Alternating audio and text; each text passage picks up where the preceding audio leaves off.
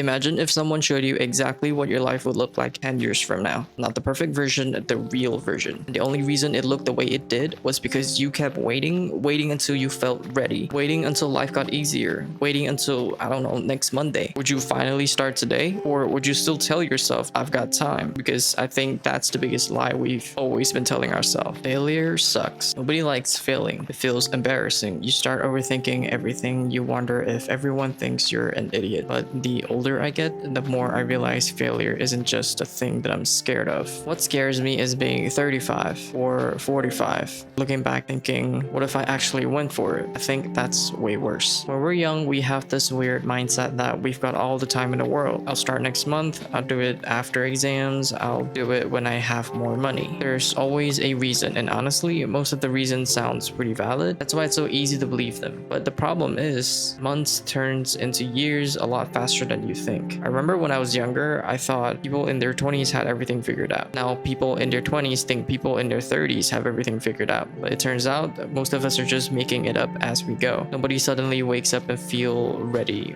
or anything like that. You just start or you don't. Think about something you've always wanted to do. Maybe it's starting a YouTube channel. Maybe it's opening a business, going to the gym, learning a new skill, moving somewhere new. Whatever it is, now ask yourself something. What's actually stopping you? Is it really because you can't do it, or is it because you are scared it won't work? Because those are two completely different things. Most people don't quit because they're incapable. They quit because they want certainty. They want to know that it'll work before they even begin. But life doesn't work like that. Nobody gets guarantees. Not you, not me, not anyone. Imagine if someone said, I want to learn how to swim, but I don't want to get wet. Sounds ridiculous, right? That's exactly how a lot of us treat our dreams. I want to start a business. I don't want to lose money. I want to make YouTube videos, but I don't want anyone judging me. We want the reward without uncomfortable part that comes before it. And I get it. Like, really. I've done the exact same thing. I've spent hours planning things, watching videos, make schedules, research equipment, convincing myself I was being productive when really I was just avoiding the scary part, which is starting. Because once you start, it's real. Now people judge, people can judge it, and now it can fail. Now it isn't just an idea anymore. For me, it was YouTube. I kept telling myself I wasn't ready. I tell myself that I need a better microphone, I need a better camera, I need to learn how to edit, or need better thumbnails, something like that. There wasn't always something, but there's always something. And looking back, none of those things were actually stopping me. The thing that was stopping me was myself. I wasn't waiting for better equipment. I was waiting to stop being scared. Scared that nobody would watch, scared people would think my videos were terrible, scared I spent days making something just for it to get 20 views. But here's what I realized. Whether that first video got 20 views or 20,000, it honestly doesn't matter, because that first video was never supposed to change my life. Its only job was to get me to make the second one, the third, and then the 10th, or something like that. And eventually you stop worrying about whether you're good enough. You're just trying to make something a little better than yesterday. And that's something I think a lot of people misunderstand. Creators you watch with hundreds of thousands or even millions of subscribers weren't born knowing how to make amazing videos. They learned because they made terrible ones first. The video you never saw, the thumbnails nobody clicked, the ideas that completely flopped. You only see chapter 20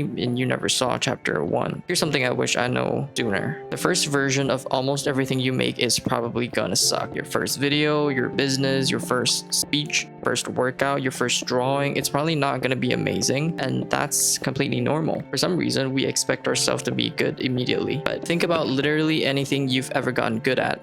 Driving, cooking, speaking another language. Were you good on day one? Of course not. So why do we expect that from ourselves now? I think social media is making this even worse. You open Instagram or YouTube and all you see are people winning. Someone bought a new house, someone hit 1 million subscribers, someone built $1 million company, someone's traveling the world. You don't see the first 5 years where nobody cared. You don't see the 300th video that flopped. You don't see the failed ideas. You only see the ending. Then you compare that ending to your beginning. And that's never gonna be fair. One thing I've noticed is that people aren't nearly as focused on you as you think they are. We're all the main characters in our own lives. You remember that embarrassing thing you did 3 years ago? Yeah, nobody does. They're busy thinking about their own embarrassing moments, which is kind of comforting when you think about it. Most people aren't watching you fail. They're trying to stop themselves from failing. Failure feels huge in the moment, but you know what's funny? Almost every failure I've had eventually became a story. story. At the time, it felt like the end of the world. Years later, something I laughed about or something I'm grateful happened because it taught me something I wouldn't have learned otherwise. Regret doesn't work like that. Regret just sits there quietly, sometimes for decades. Imagine meeting two versions of yourself 10 years from now. The first one tried, maybe they failed a few times, they changed directions, maybe nothing went exactly according to plan, but they know they gave it everything. Now imagine the second version. They kept waiting for the perfect time, waiting until they're confident, waiting until life became easier, and suddenly 10 years have disappeared. Which version do you think sleeps better at night? I honestly don't think that we're scared of failure. I think we're scared of looking stupid. We're scared people will laugh. We're scared people will say things like, I told you so. But here's the thing, people will always have opinions. If you fail, they'll talk.